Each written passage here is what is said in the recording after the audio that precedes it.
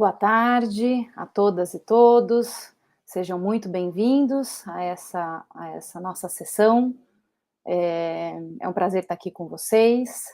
Eu me chamo Milena Ahlgren, sou professora de Administração Pública da Faculdade de Ciências Aplicadas da Unicamp, e hoje estaremos aqui com dois convidados bastante especiais, né, e de muito reconhecimento na área da diplomacia científica. Agora eu vou começar a falar inglês, já que são os nossos convidados, irão se manifestar em inglês. Então, good afternoon, welcome to today's session. My name is Milena Ahlgren. I'm a professor of public administration at the School of Applied Science at Unicamp, where I'm currently the associate director. Well, my PhD is in science and technology policy, and my research areas are analysis of public policies and institutions, behavioral science, governance and decision-making, and also science, technology, and higher education. So I have the privilege of moderating what promises to be an exciting session. We are fortunate to have two remarkable speakers who will share their studies and practice on science and technology diplomacy. Please join me in welcoming Clancy Bonilla from the Rainforest Foundation Norway, and also Tim Flink from Humboldt University zu Berlin. In the name of our organizing committee, I would like to express our gratitude for your presence today. Thank you very much. And also I would like to thank Thiago and our colleagues, Jesse and Nicole, who are here in the backstage of StreamYard. And of course, the participants in the YouTube for being here with us today. Just one reminder, if anyone would like to send a question for our speakers, please feel free to post it in our YouTube chat. And so let's begin with our first speaker, Dr. Clancy Bonilla. Dr. Clancy Bonilla holds a PhD in political science with a focus on international development cooperation. Her research interests encompass science diplomacy, science and technology capacity building in developing countries, and international cooperation in higher education. Since 2009, she has been a member of the directive board of the Guatemala Institute for the Development of Higher Education in DESGUA. She also researches women in science and technology policies. Currently, she is working at the Rainforest Foundation Norway, and it's my pleasure to be here with you today. You have a relation together, so thank you very much. And Clancy, now it's for you. Thank you very much. Thank you, Milena. I also joined the recognition to the team, to organizing team for this third colloquium in international. Well, it's a mix of Spanish. That's I will share with you some of my background, but we are mixing Spanish and Portuguese and English. So in my case, I excuse myself in case I mispronounce something. I'll try to speak the words in Portuguese that needs to be in that language. But so this is the third international colloquium in science, technology, and society, and I really appreciate the time that I have. I wonder if I just say these words and now wait for you to tell me, Milena, when I start. Is it my turn now? Please, yes. Okay, then right away, let's stay with this slide. Thank you, Milena. And in fact, we do have a relation with Milena, with Brazil. This is my topic, scientific collaborations between Latin America and Europe, an approach from science diplomacy towards international engagement. It's a long title, but basically, I would like just to share with you, with the audience, a bit of a background of this story that brings me. In fact, I am located in Norway now. I'm in a forest in the summer in in Norway, and I stress this because I lived the past 4 years in Brazil. I did a postdoctoral research program in Unicamp, Universidad de Campinas, and I learned so much about the South American perspective, and especially Brazil as a kind of subcontinent and leader in some aspects in science and technology policy in Latin America. But I definitely reflect on my background as Central American. I'm national from Guatemala. I've been away from Guatemala in a sense for 15 years, but always connected with these realities of doing science and with being engaged in scientific research, with the capacities, with the limitations and opportunities that we have from developing countries. And I will tell you a bit soon enough why we joined in a 7-member team to do a research in how we are relating with Europe. This is particularly Europe and Latin America in scientific collaboration. I'm telling you this because in these 15 years I've been away from Central America physically, but still connected in different aspects with Guatemala, El Salvador, Honduras, Nicaragua, Costa Rica, and Panama as a sub-region in our Latin American area. I went to Asia and spent 8 years learning, studying, and experiencing what South Korea did to strengthen scientific research, of course, the whole higher education system. And I became really engaged with international collaborations, of course, from a broader perspective, which is international cooperation.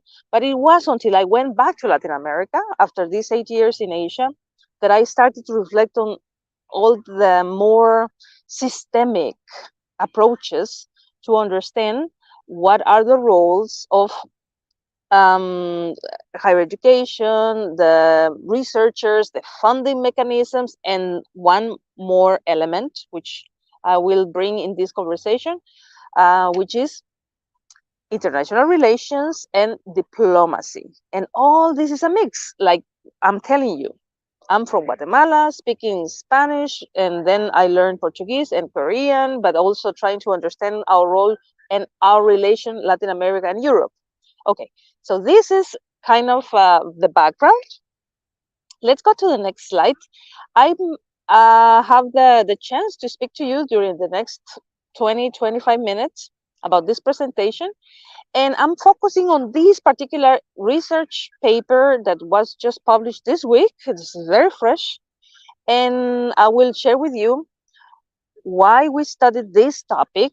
We are very happy to have been published in this journal, Science and Public Policy, because we want to bring all these elements. I just told you, doing research in the global south, in developing countries, and doing research in the global north, and what are the dynamics between these collaborations involving researchers from countries, in this case, Europe. We will talk why we chose, in this case, Europe, and what are we talking about when we say Latin America? Because there are some trends and differences when we think of how we do research, which capacities, in which context we do research, and in Chile, in Peru, in Colombia, versus what we have in Mexico or in El Salvador. So there are very interesting particularities and specificities even within these huge blocks. Let's think of, okay, Europe is very big, and Latin America, but we try to have an analysis of how we do scientific collaborations, again, between these two blocks, And we bring this element, science diplomacy, for international engagement. So this is the topic. Let's go to the next slide. Then I can tell you a bit of the background. Who are the team members? We are 7 researchers. We all met in one training scheme or training platform, the Warsaw Science Diplomacy School. And it's called that because it was hosted in the Polish science diplomacy, in, Varsovia. So in that platform, we met during 2020 and 2021. We were 2 batches, so 2 groups of researchers with similar backgrounds, in the sense that we were from countries, some of us from Latin America, Colombia, Venezuela, and some Central American countries, Mexico, but with this international oriented background. Some of us were connected to Asia, some others to Europe, US, or Canada. So the idea was to get us involved in thinking what was science diplomacy, because the conversation was mostly driven from the global north. We were exposed, and when we say we, is the trainees, to some school of thoughts about science diplomacy and this interface between scientific research and foreign policy or diplomacy from Europe, but also from some institutions from the US and Australia. But we also wanted to reflect from our own context. As I said, thinking of doing scientific research in very specific fields, biology,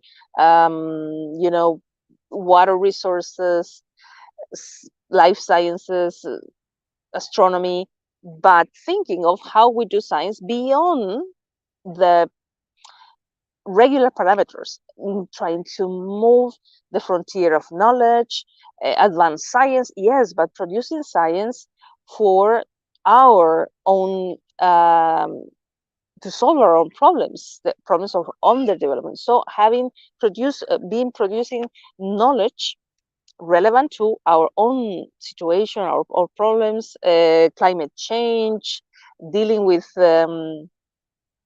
vulnerabilities in terms of all what that we suffer in our countries in the global south. So that's the background, because we are these 7 researchers that met in the Warsaw School of Science Diplomacy. So we came together and we thought, okay, let's engage in this research, but let's have some departure points. There are asymmetries and imbalances in the way that we cooperate. In this case, scientific collaborations. And it's important to acknowledge such asymmetries and imbalances in trying to level the field, to try to bridge the gaps that we found are a reality in these international collaborations. There are global problems that are mobilizing the scientific community worldwide. Some of them are, of course, how we protect the resources we have in this planet, Earth, and the quality of the air, the water that we consume, natural resources. We all realize in this recent pandemic moment how small our planet is and how important it is for all of us, even if we are in Brazil or we are in Germany or we are in any part of the world. So in that global scenario, and in a way also enabled by the conditions of the pandemic, that's what brought us together. In this 7-member group, research group, I haven't met any of them in person. I don't know any of them. even if we belong to the same training kind of mothership. I have never met them in person, but these allow us to engage in this research. So I see the time running, and in this case, I will share with you the link and where you can find the paper. You can read it yourself. It's only 13 pages, but after a rigorous process, we were able to share with the scientific community and the wider sectors of the population, of course, of global community, the results of our research. But what is our research? Our purpose was to analyze how scientific collaborations between Latin America and European researchers are carrying out. And what we mean about how are they being carried out is, are there power dynamics? Who gets to be first, second author? And where is the funding coming from? What happened with that knowledge that is produced in this scientific collaboration? And there are some categories in international scientific collaborations, like parachute science and neo-colonization of research, what that try to capture such imbalances or asymmetries I mentioned earlier. So in this particular research process that we engage, we applied mixed methodology. We wanted to involve participants with experience in international collaboration in research projects involving Latin American countries and European countries. And we were successful in a sense that 112 participants, individuals, responded a survey we prepared and elaborated from these two regions, Latin America and Europe. Let's go to the next slide. This is you see a lot of text, but in bold, I just highlighted again. We wanted to delve into these international collaborations and the asymmetries and imbalances that are reality. So we wanted to apply a critical perspective, going away from this. I think I am a cheerleader of science diplomacy, but I also develop a more critical understanding or an acknowledgement of some weaknesses in the different constructs behind science diplomacy. So we wanted to see what imbalances were there, how they were being addressed, if that was the case. So we could offer some possibilities from science diplomacy again, how the constructs and the understanding from this, we can say new, but science diplomacy has been there for a long time. But at least in the current conversation, in the current conditions, what possibilities we could have to bridge such gaps and such asymmetries and to balance the field for having a more win-win scenario, building a more or fairer ways of collaborating between peers in science to produce relevant knowledge for both, for or for all the parties involved in the research processes. So again, we've applied this mixed methodology with a quantitative but also qualitative analysis of the data we collected. And here I would like just to highlight some of the findings and invite you to be part of this conversation about doing research or scientific research from the global south in cooperation with the global north, and what are these dynamics. So that was the part of this research, and how science diplomacy can provide some elements to enhance mobility, international scientific collaborations, and knowledge exchange, again, between developing and developed countries. Okay, let's go to the next slide. So you can see here some just a graphic that can illustrate where are these collaborations taking place. This is not an extensive mapping, but certainly The bigger the dots are, the more represented are the relations or the collaborations. That's why we see a bigger dot in the case of Latin America, in Brazil. There are some big dots, interestingly, in Mexico, in Guatemala, and also in Argentina. But other countries are less participants, at least from the affiliation perspective of the origins of the researchers. And in the case of Europe, we see bigger dots in UK, and of course in the Peninsula Iberica, or Spain and Portugal, because we have very close ties between Spain, and Spanish-speaking Latin American countries, and Brazil and Portugal. So one thing that we found is that in the case of Latin American countries, the proximity we have with United States has privileged that location. We have way more scientific collaborations with North America, in this sense, United States and Canada, specifically United States, compared to what we do with Europe. But there are these efforts there to have more scientific collaboration between these two regions. Let's go to the next slide, please. In that slide, I would like to spend a couple of minutes there, because here we can see the challenges we find in promoting more collaborations. And you can see just 4 categories there: funding, bureaucracy, communication, and planning.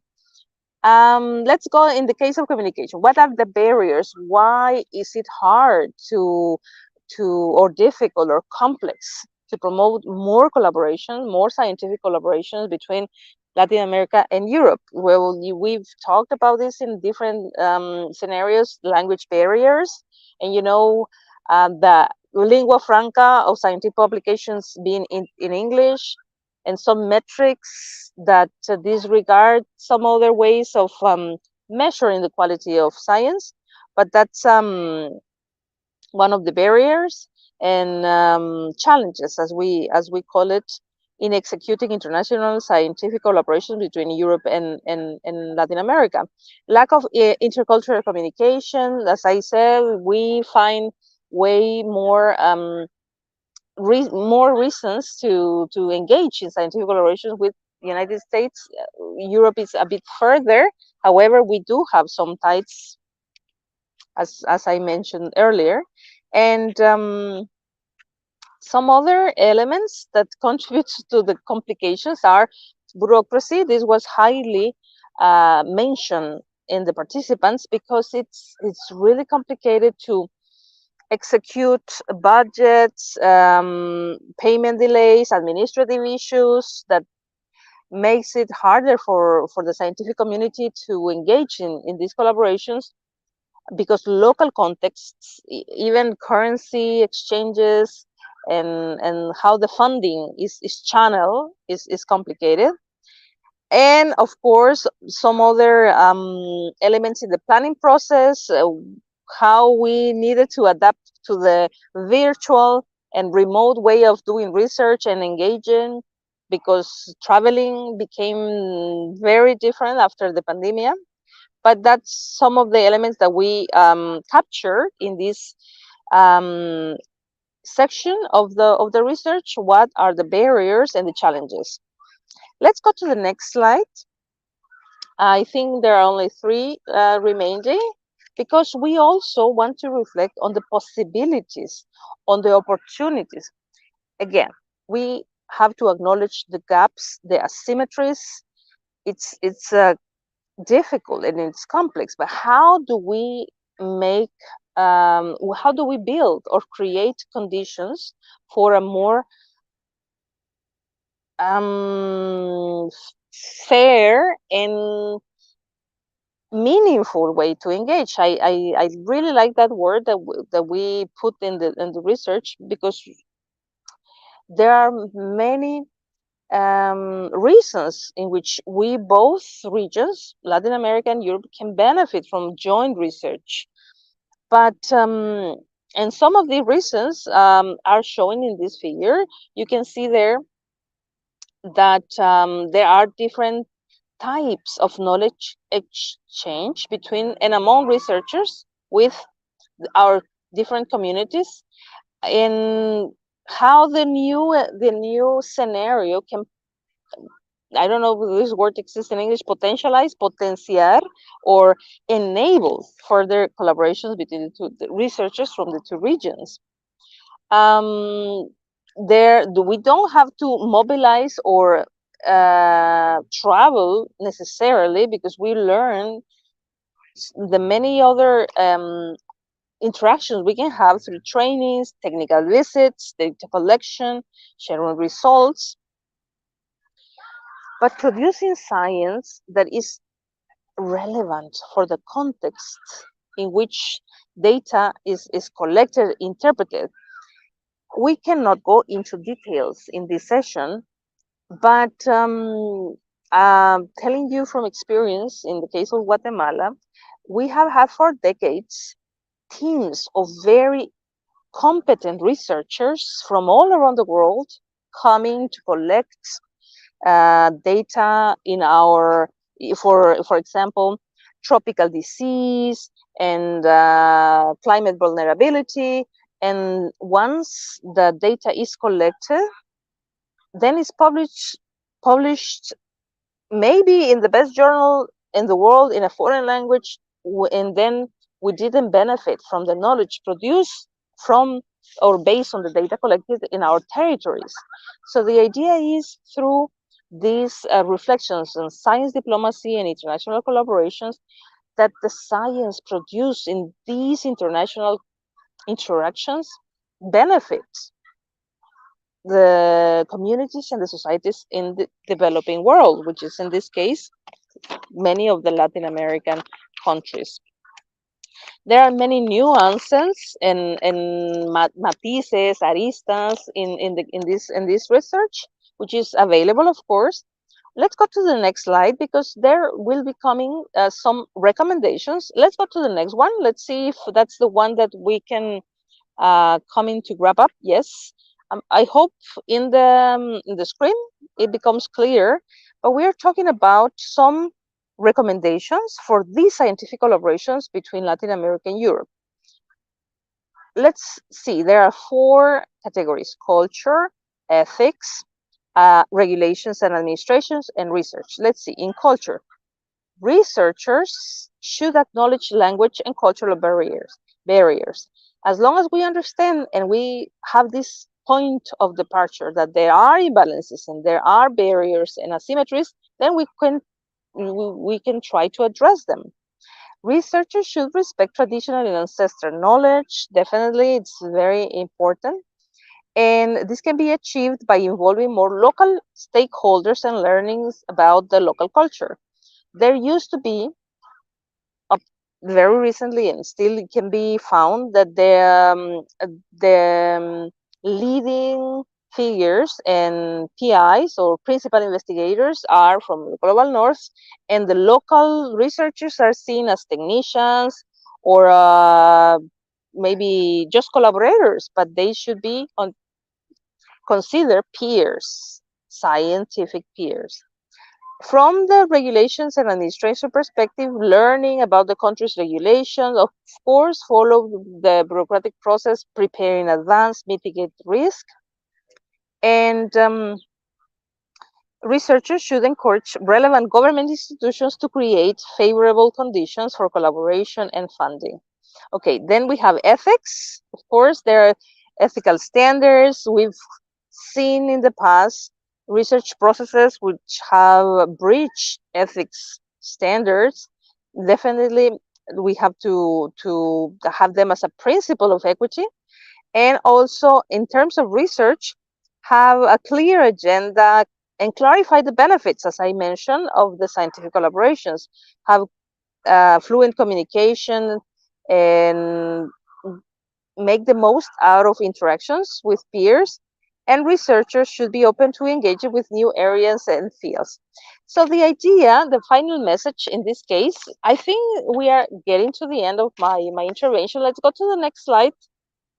If you can, here you can find my contact information.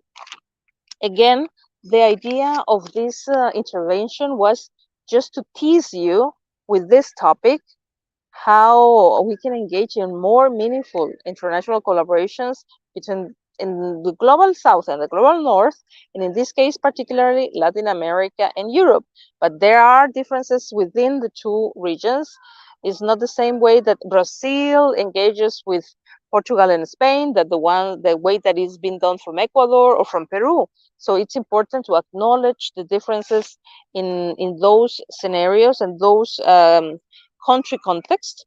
But definitely the ultimate message is there are positive outcomes we can achieve together, trying to address these imbalances early in the planning of, in the design of the research international collaboration. So thank you very much. I'm going to remain here for questions and for the remaining elements of the program. Thank you. Thank you, Clancy. Your presentation was very enlightening, showing the importance and the role of scientific diplomacy in minimizing asymmetries and imbalances in international collaborations. I found the analysis carried out based on the research's response interesting, and in particular the findings on the underrepresentation of actors in these scientific collaborations, like in indigenous communities. Thank you very much. Again, a quick reminder, if anyone would like to send a question for our speakers, please post it in our chat, okay? Now I'd like to invite Dr. Tim Flink to join us. Dr. Flink is a scientific advisor to MP Rupert Stuy at Deutscher Bundestag. I hope that I speak correctly. Advising on policy-related topics in education, research, innovation, and technology assessment. Dr. Flink has been a researcher, project leader, and lecturer at Humboldt University, Berlin, and the Berlin Social Science Research Center for over 14 years. His research, teaching, and consulting activities revolve around the governance of science, technology, and innovation, focusing on European research policy, science diplomacy, university governance reforms, international joint research program, and collaborations between Global South and Global North researchers. Once and again, thank you for your time, Tim. We really know that you have a busy schedule, busy agenda, so thank you very much. Feel free. Thank you very much indeed. First, my technical concern is how I can actually share my screen. Now I think it should be shared. I just put it on full screen. And I hope it can be seen. Since I can't see anything but my presentation, can somebody tell me whether it's working or not? Is it? Oh, yes, it's working. Okay, great. Well, thanks a lot for having me. As you've just mentioned, I work in the German Parliament for now 1 year and 2 months, and before I used to work especially on the governance of science and the question what a governance of science actually does with researchers. So how do they react vis-a-vis governmental steering, regulation, funding of science, technology, and innovation. For this lecture, I thought it might be good to step back one step and conceive of science diplomacy as a 21st century rhetoric of science policy, maybe also of international relation policy. And as you can see in the top edge of the slide, science diplomacy doesn't stand alone as a concept, so to speak, or a rhetoric of science policy. But what you can see here is a lot of allegedly new concepts that try to steer or point to a new direction in the governance of science. So frontier research and excellence, we all know, are associated with the emergence of the European Research Council.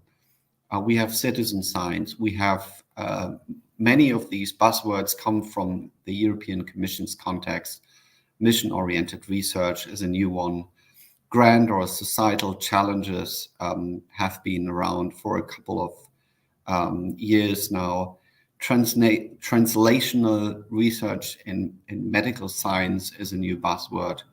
Responsible research and innovation, societal impact, and we could ramble on with some of these concepts. And I think we need to reflect on these concepts when we reflect on the relation between politics and science in general, and then deduce or ask ourselves, do these concepts actually tell something about the changing relation between governance or politics and science? And science diplomacy, as I said, is one of these new concepts, at least in the public talk about the relation between politics and science. When we look back, the usual idea of how science is governed is a stable, symbolic, contractual idea. So the social contract for science is, I think, one of the major figures that we always come across when we talk about how science is governed. The idea is that national politics is granting science a self-regulatory moment and independence, as well as a privileged position in society, while science, on the other hand, has to deliver or had to deliver in the heydays after the Second World War some sort of spin-off products and services such as education or technological projects. But in and as such, science was shielded from societal and national political concerns and could do whatever it wanted to do in a self-regulatory moment. Its reputational system was self-governed. Its communication schemes, so we are talking about publications, citations, is self-governed. Its standards, how science is validating each other and how it provides titles to each others, is self-regulatory. The second idea is a linear model of innovation, and that has been dominant over the last decades, so to speak, from the 1950s, maybe even longer until the 1990s. And that says, basic research is the foundation. So the production of scientific theories is actually the grand goal that science wants to pursue. And from that moment may arrive applied research, may arrive technological development, prototyping, market diffusion of products. But here we have a symbol of a scientific or technological push logic and an orderliness of processes. And as you can see, in this kind of threshold that I'm painting, there's been a dichotomy. You could always argue that you're just doing science and that politics should not intervene, that you are a scientist and not an engineer, that you do research and you do not communicate or necessarily need to communicate to the public what you're doing. Science was in this regard self-regulatory, and that very stable idea of a social contract for science and the linear model of innovation is eroding ever since the 1990s. So we have new SDI concepts or science, technology, and innovation concepts that differ. If you talk about grand challenges, for example, They are highly affirmative. Nobody can be against tackling grand societal challenges. So in a rhetorical idea, science cannot shield itself from not taking part in solving grand challenges. If we are talking about responsible research and innovation, which is another concept, nobody would ever and seriously maintain they are doing irresponsible research and innovation. If we are talking about frontier research, nobody would just argue they are doing normal science, but you have to do cutting edge science nowadays. And so we could ramble on in saying that there's an appeal of these new science, technology, and innovation concepts, including science diplomacy, that make the social relation between science and society, and especially politics, non-dichotomous. And there's a normative appeal that is non-negotiable. You can't just do science and anything else is left out nowadays. There is a part where these concepts, and especially science diplomacy, has become sensationalistic and solutionistic, in the sense that expectations get overstretched. What science should do in light of a knowledge asymmetry, in the sense that society could not solve these problems. There's also an overreaction in these concepts that, and that goes in very much in line to Clancy's contribution before, that science was always collaborative and should work across borders. While we all know that the scientific realm and world is highly competitive, it is full of vanity, it is full of reputation and tinkering and poaching games to get more money, to publish better and more than others. And this is some sort of a vicious circle. What I observe in recent years is an increase of tailoring rhetorics vis-a-vis boundary work that we can associate with the old models. So scientists could always find boundaries and say this is science and not politics, but now it's trying to tailor its needs and showing its usefulness to non-scientific actors. And these new concepts or allegedly new concepts are time, space, and context traveling. So they're often playing also with nostalgia. I show you that we did a lot of reconstructions on different SDI concepts. There's also one publication that I'm going to share with you. And you could always see that it's alluding to, marvelous times where things allegedly worked out, such as the Apollo space program that is now the blueprint for mission-oriented research, or such as in science diplomacy, alluding to allegedly working collaborations between United States and Soviet Union researchers, even in nuclear physics, in times of the Cold War. So what gets expressed by these new SDI concepts are new geopolitical aspirations. We are talking about a geopolitical war on science, technology, and innovation, where cross-border science becomes of, a new type of market value. The relations of science and society get readjusted. I talked already about solutionism vis-a-vis pressing exigencies. There's a new sort of justification of public spending on R&D that goes beyond, the old linear model of innovation and the social contract for science.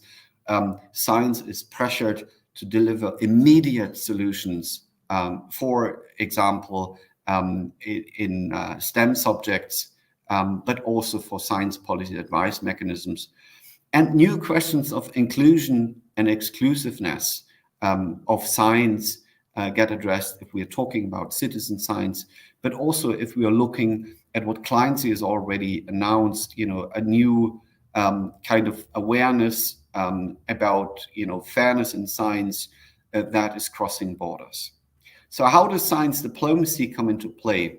First of all, my observation from research over the last 12 years. My first paper on science diplomacy together with Uli Schreiterer came out in 2010, is that science diplomacy is trying to be arranged as a new panacea for something. So I quote two quotes. The one is that by Lord Turikian. Vaughan Turikian used to be the chief science advisor to the United States government. The scientific community should increase its role in diplomacy and maybe even take the lead, because scientific organizations were, so to speak, or according to Turikian, more credible and more nimble. And that alludes to our idea of credible science, but also of integral science. So the honest broker is here used as a symbolic figure. The second one is that science diplomacy might even appease conflict between nations or between actors of different nations. And I think that is quite an overstretchment if we are talking about the war on Ukraine, because all of our institutional scientific relations vis-a-vis Russia have now been freezed. I'm speeding a little bit up, but as we all know, the science diplomacy discourse, so we're not talking about actions that have been here over decades, but the discourse was massively popularized by events, workshops, conferences, and a very poignant moment where the Royal Society came up with some sort of, they call it dimensions, the community very often treats it as definitions of the different means to end relations of science diplomacy.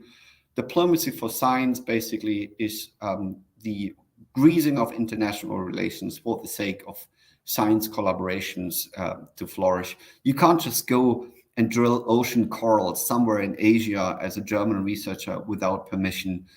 You can't just, commit yourself to do collaborative research if IPR things won't be treated by political decision makers beforehand. And as we all know, science is a costly undertaking. It needs funding by a multilateral one. That's the one. And I think this is the trivial or the bread and butter idea of science diplomacy. The second one is diplomacy for science, in science, and that is science policy advice to foreign policy objectives, especially as we all know that cross-border problems are wicked problems. They are very often not easy to solve. And in this regard, it's also some sort of a sensitization of traditional diplomats and diplomatic actors that science advice matters, not only in terms of security and foreign policy topics, but for climate change and what Clancy has already announced in her presentation, because these issues matter.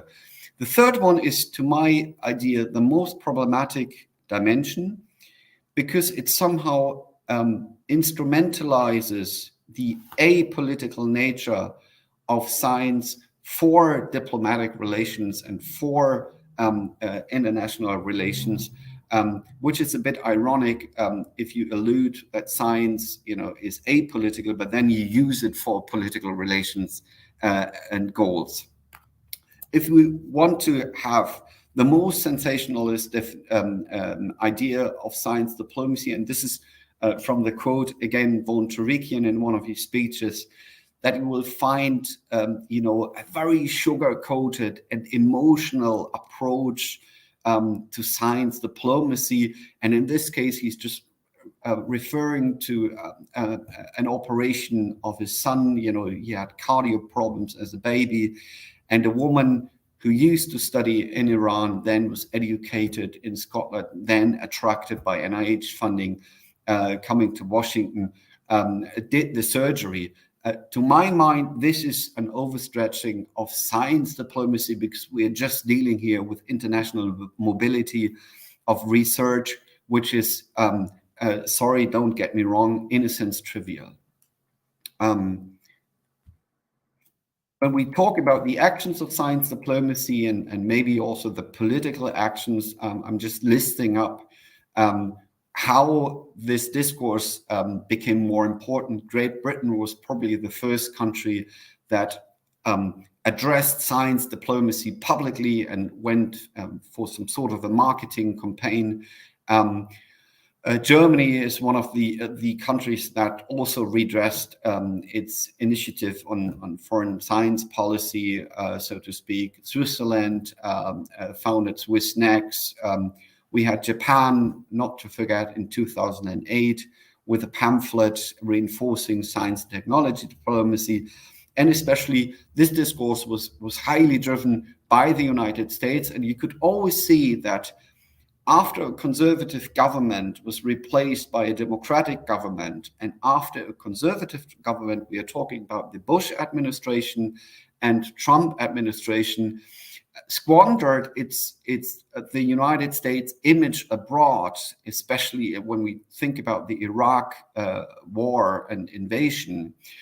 A democratic government resorted to different forms and alternative forms, especially science diplomacy, to resurrect the United States image abroad, campaigning abroad, touring abroad with the AAAS together and the Center for Science Diplomacy. We had, emotional speeches by Barack Obama at Cairo University, reaching out to the local Muslim community. And that shows that, this discourse was rising and seizing more attention, what's going on with this new concept. While, on the other hand, the instruments of science diplomacy are traditional instruments of people being stationed abroad, trying to vouch for science and technology collaborations.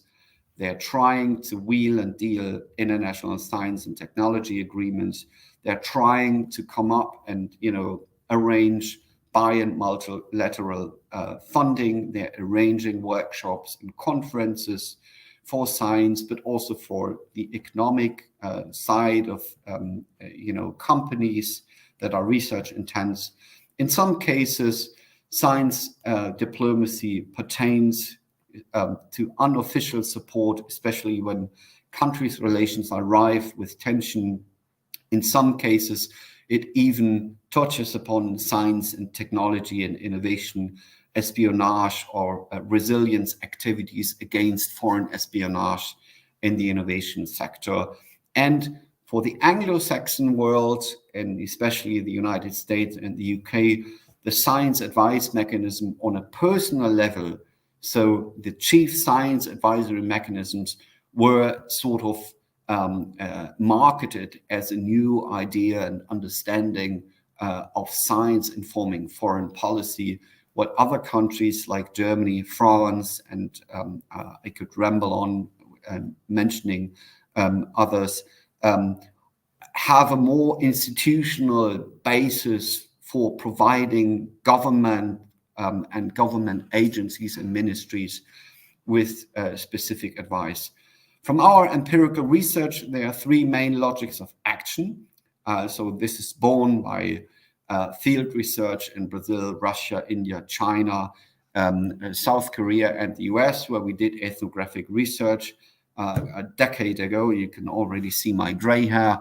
I've grown older. And so the logic of action is that people would try to achieve access in foreign countries to resources, to researchers, to research findings, to facilities, but also to capital, foreign direct investment, and innovation markets. The second one is promotion, that you would like to let your country and science base shine abroad in order to attract scientific partnerships and collaborations, but not to overemphasize collaboration in competition to other rivaling countries that operate in the same, so to speak, guest country. And the third one that is related to soft power, so a more Anglo-Saxon or US American approach, trying to convince and influence decision makers abroad by, alluding to the image of leading scientists being integral person and being apolitical. I skip this one. The standard model would be interministerial planning. Maybe I just rush through that. Strategic frameworks, trying on a matrix base to combine topics of, interesting domestic research with, resources that countries of interest may offer. Depending on the political culture, it can be purely state governed, but it could also integrate research and research funding organizations and individuals in a grand strategy. And as I said, in some countries, it pertains to chief science advisory mechanisms. Now, one of my critical observations is that this discourse is overstretching, as I said, expectations to what science should do in politics and what science can cater for in society. I'm not denying that this role is there and that science should fulfill this function. I'm just wondering whether science diplomacy is not overbooking, what scientists are really do and how their social nature is structured. Because if we look at the limits of science diplomacy, there's one Nature World view that came published a couple of years ago with a physicist and her community from Spain complaining that she is framed as a science diplomat abroad, while the actual story behind this is that there is a Spanish diaspora that had to go abroad because there was no necessary funding in Spain to finance physicists. And now the Spanish government, or at that time, framed these scientists now as their, cherries on the pie as science diplomats. The other one is what Clancy has already told us. We are facing good and bad research collaborations. So researchers can be highly competitive and they can be very unfair in collaborations. Parachute and helicopter science, publication regimes are just one example of an imbalance between scientists, but also of an imbalance between scientists who try to extract data from local communities that do not know what their data is used for, and that maybe, for example, in the case of health research, would never ever profit from, the research and development products, and that is vaccines, therapeutica, drugs that are still produced mainly in the Western or Northern hemisphere of the world.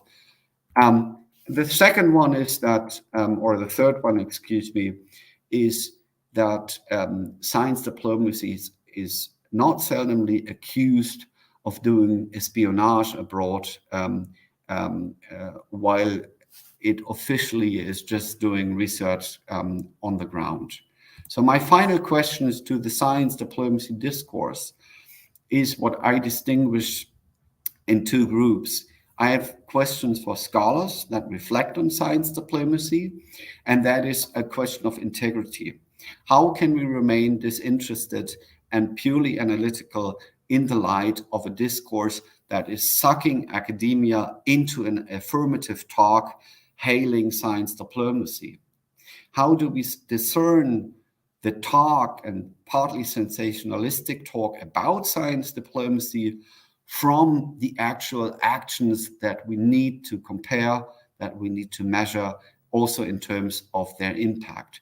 And thirdly, how do we analyze collaborative, competitive, and conflicting structures in science, so within the social system of science, but also in politics, and we might add the economy or business, and also between these social spheres, plus to make it even more complex internationally. For the advocates, the actors, the practitioners that do science diplomacy, or that get as universities or researchers exposed to the discourse of science diplomacy, it's in a sense a similar question. How do we balance collaboration, competition, and conflict as angles in the realm of science and politics? How do we cope with structural asymmetries within science, with different capabilities and goals of science and politics? And lastly, how do we keep the concept of science diplomacy distinct amidst a plethora of new and other concepts that might, find connections to science diplomacy? So thank you very much. Do get in touch with me. You find my address still at Humboldt University. I also post my professional address at the German Parliament. Do get in touch at LinkedIn, and I'm looking forward to, I'm afraid, very few minutes of discussions because I have to leave at 1:15. Thanks a lot. Thank you.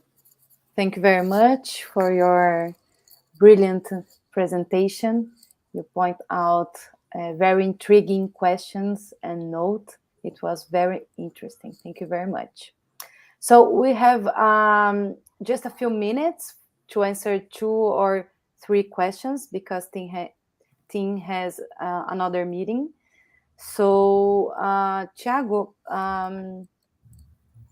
let me see.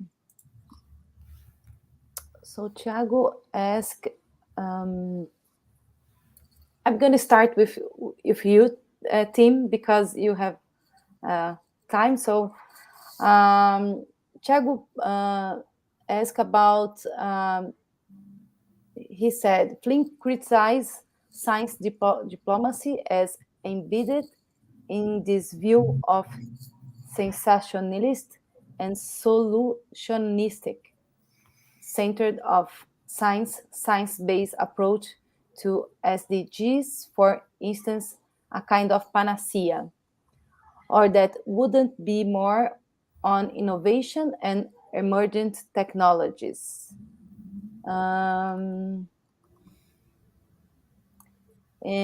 I think that Clancy can stay with us also, please. Clancy? Yes, thank you. Word to Tim that is leaving. Okay, perfect. And also another question, I think that it's for you, Clancy, how to avoid techno-scientific appropriation of native knowledge or wisdom, how to regulate market-driving appropriation of the no-market-oriented system of knowledge owned by indigenous people. So I will start with Tim, if you can answer the first question. And yeah, I think one of the thanks a lot for the question. One of the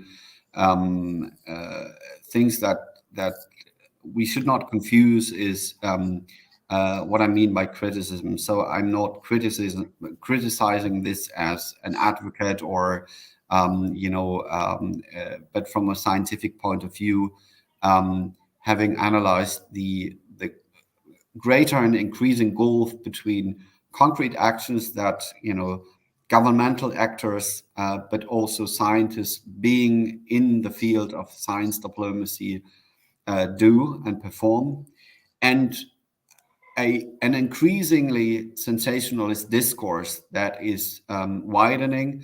It's also partly my fault. So we did a huge EU project, S4D4C, that is also advocating the concept, which is fine for the moment. And I think more people should talk about science diplomacy. But more and more actors self-proclaim, that they are science diplomats. At the end of the day, diplomacy, to my knowledge, is a governmental affair, and so the question is not only what you think of yourself. So many people can call themselves science diplomacy, fine with that, but how you are seen by others. And at the end of the day, political decisions will be made by political decision makers and administrations, and not by scientists who might think that they are so thrilled and excited by science diplomacy, because the other side is that with an increasing discourse sucking in more actors and actors, universities are now allegedly central actors of science diplomacy and what have you. The question is, what is the main function of these institutions? Is it to do politics, or is it to perform their core functions, and that is science and education? And in this regard, the second criticism is that we are all sugar-coated by some sort of a global Woodstock festival. Everybody is just collaborating and love and peace is in the air. I experience a different science system, which is highly competitive, driven by reputation games, driven by vanity, driven by resource dependency. And that last point on that is a discourse that is, for example, not seeing the great imbalances in the science systems when we talk about the global north and the global south. So everybody's just, just grab my arms and we are all one family, and that is fine. But if the actions don't change, if the global south is not taking part in this game, if not first authorships go to people from the global south so that they have more chances to, seize reputation and attract funding, I think that is a lofty promise talk. It needs to be backed by action, and at the end of the day, action means funding. So this is my main criticism to the discourse. Thank you. Thank you. Clancy? Very like what Tim just said.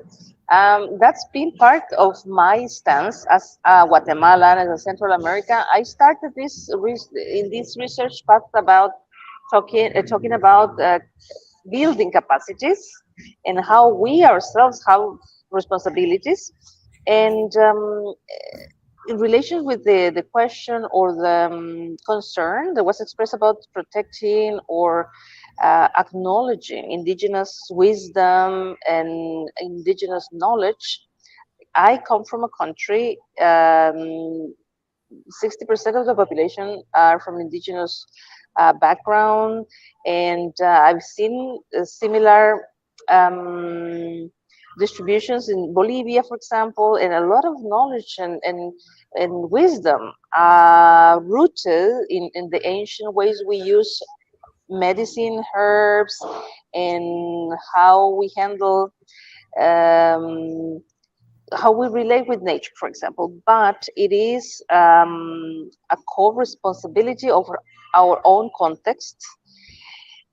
Certainly, there are injustices and unfairness there. We can find that the way that we deal with patents and how we have created these measurements of producing good science and privatizing public knowledge. So there are not magical solutions, but that's one part that we include in studying public policies, science and technology policies, and how governments and local contexts have to provide the means to respect and to acknowledge these ways of it is traditional knowledge, but not in the way that we have come to understand the standards of producing science. So I may not be able to provide with the answer, but this is part of the current conversation and discussion. How would we treat the way that we produce knowledge with our own context and rooted in traditional wisdom, with the same respect and way with metrics that acknowledge and highlight and protect how this knowledge is being produced. Very nice, very nice. Thank you. I would have several questions for both of you, but I think we have time for just one question for both. That's okay? And okay, so Rafael Diaz asked, in many institutions in Latin America, international research collaborations is still really heavily on personal ties. Although important, these links should not be the main parameter for the elaboration of policies and strategies for the internationalization of universities and research centers.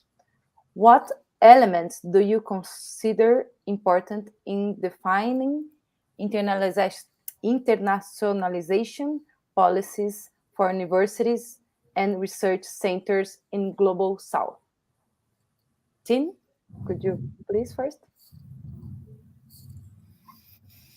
Well, that's a very tough question.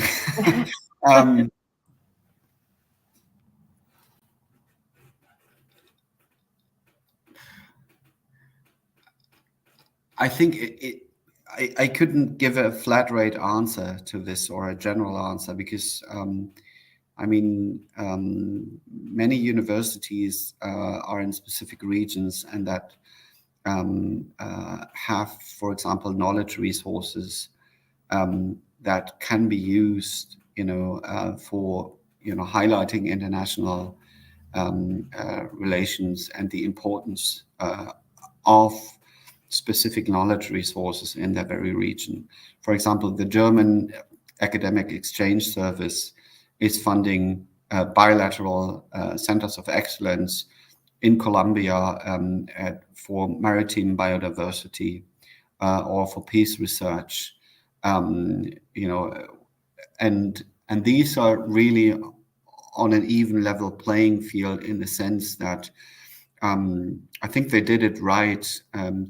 That the university or the universities that we are talking about, they are co-defining the mission of this collaboration. It's not that one side is paying money and the other one is becoming dependent. And I think that is one necessary condition. My wish for